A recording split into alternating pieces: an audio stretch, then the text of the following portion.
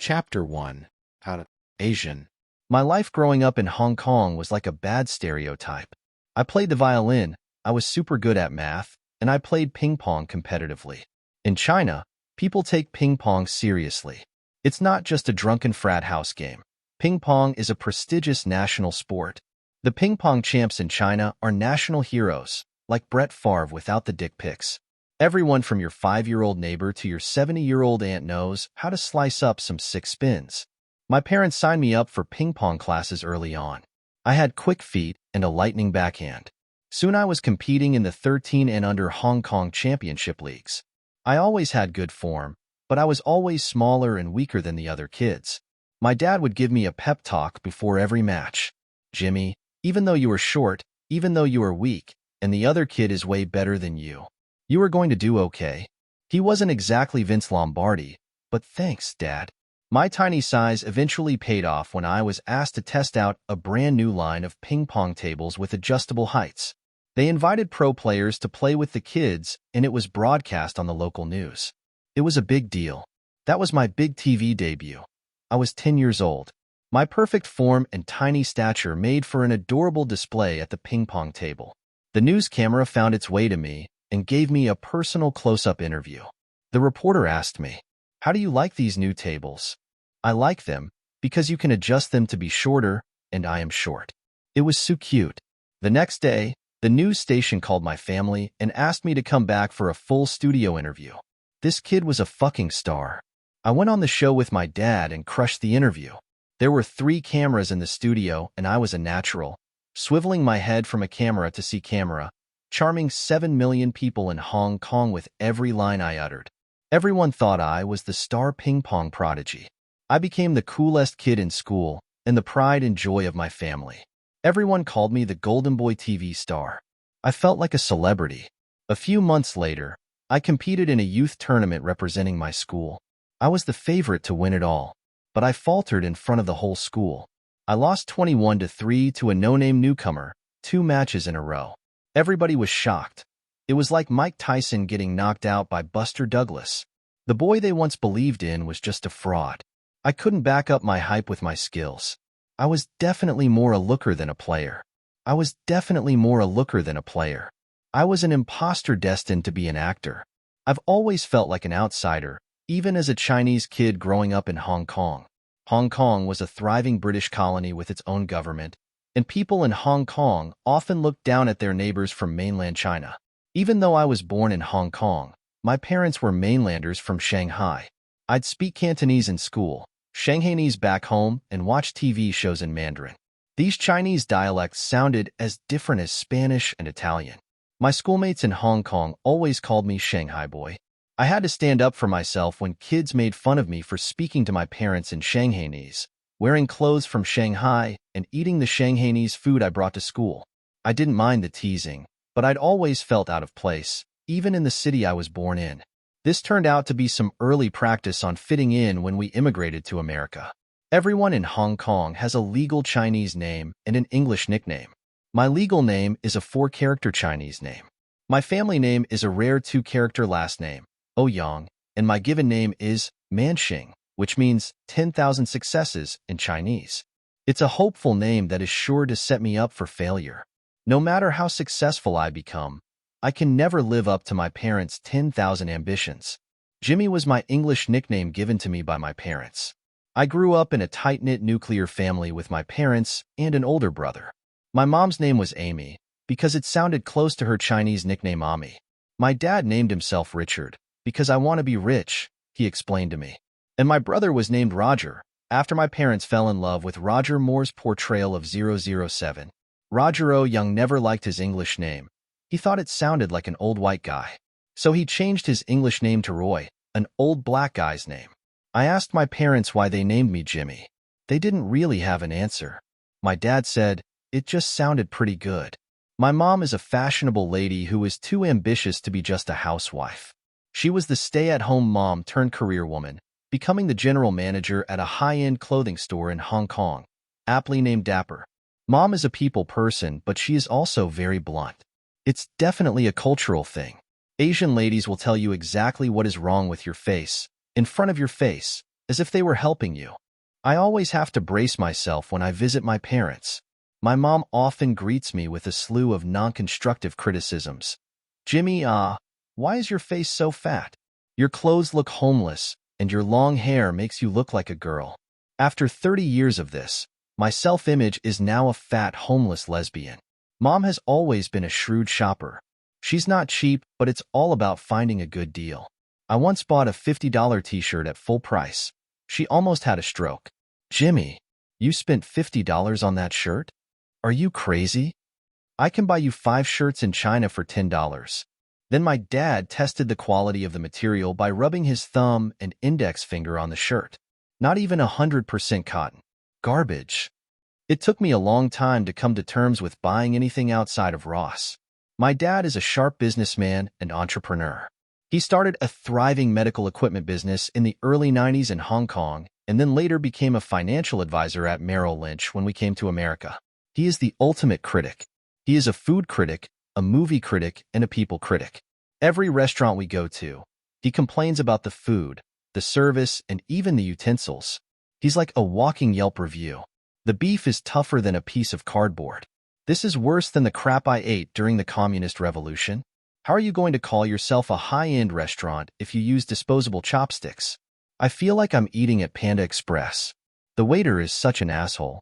Why does he have red hair? He's 50 years old. He looks like a degenerate gambler.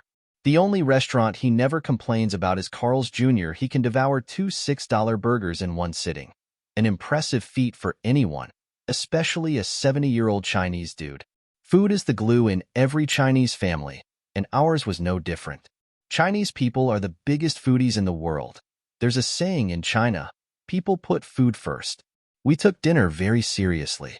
There are always 4 homemade Chinese dishes and a gourmet soup du jour with a side of freshly made rice. Dad was serious about dinner time. Every night at 7, he would yell at the top of his lungs, "Come eat dinner." If we were a minute late, he would storm into me and my brother's FIFA game. "Do you want to eat or do you want to starve to death?" "Dinner. Now." We wouldn't dare hit another button on the controller. Dad was the head chef of the family. He specialized in Shanghainese cuisine, like his perfect recipe for red braised pork. Every day, Dad got off work at 4 and started cooking at 5. My mother was a decent cook too, but every time she made dinner my dad would criticize her cooking. "Amy, this is too watery. You need to broil the mushrooms in high heat, not simmer in low heat." He relegated her cooking duties to an occasional simple tofu dish. Dad was actually a bit embarrassed by his cooking prowess. In the patriarchal Chinese culture, the woman is supposed to be the stay-at-home housewife and do all the cooking. Once in a while, Dad made sure to remind me, "Don't end up cooking in the kitchen like me. That should be a woman's job." But what am I supposed to do? "I cook better than your mom." Some might call this misogyny. In my family, it was irony. My brother and I were responsible for cooking the rice. And there was nothing that made my dad angrier than fucking up the rice. The amount of water I put in the rice cooker could mean life or death. Cooking rice is an art form. If I put too little water in the cooker, the rice would be raw inside. If I put too much water in the cooker, the rice became a mushy porridge. It was a lot of pressure to make it right, because the entire 5-course meal my dad whipped up depended on the consistency of the rice. Every night I felt like the pit crew member who had to change the tire of a Formula One race car. It was a thankless job, but if I fucked it up, I blew the entire race for everyone. I'd be nervously sitting at the dinner table, waiting for my dad to take the first bite of the rice. If it was cooked right, there would be no compliments. But if it was not cooked right, "Motherfucker!" my dad would scream to the high heavens in Shanghainese. "This rice is raw. Who made the rice today?" And I'd shamefully raise my incapable hand. It was always my fault. My brother cooked the rice perfectly every time. We never had space for a proper pet growing up in the small apartments in Hong Kong.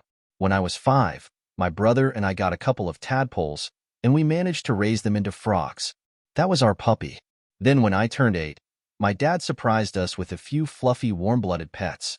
He came home with 3 pet chicks. They were the cutest little baby chickens. We put them in a spacious cage on our 20th floor balcony with a sweet view of the city. We weren't allowed to take them out and play with them because their pecks were rather painful.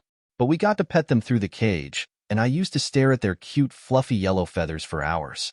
We even gave them English names. My favorite was Gary. He was the smallest but the most energetic one.